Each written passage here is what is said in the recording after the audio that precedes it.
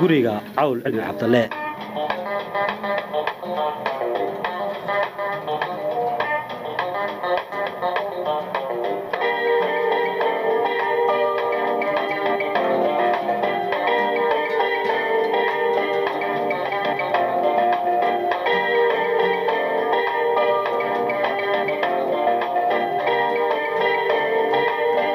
tiyaatarka magaalada Hargeysa oo dunsan waqtigii taliskiisiyad bare dagaaladu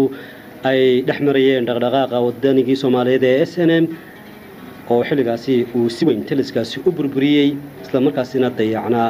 ayaa waxa uu ku wareejiyay deyrkaasi oo bilxumadii ka muuqatay baabiyay ama dhimay waana waxyaabaha cawl cilmi cabdalla oo qabtay intii uu joogay magaalada Hargeysa iyo maayarnimada xabaalihii daljirka daahsoon la oran jiray oo iyagana si xun loo dumiyay isla markaa dhinac kasta laga gali jiray oo saxday ku daafadaba lala gali jiray ayaa iyana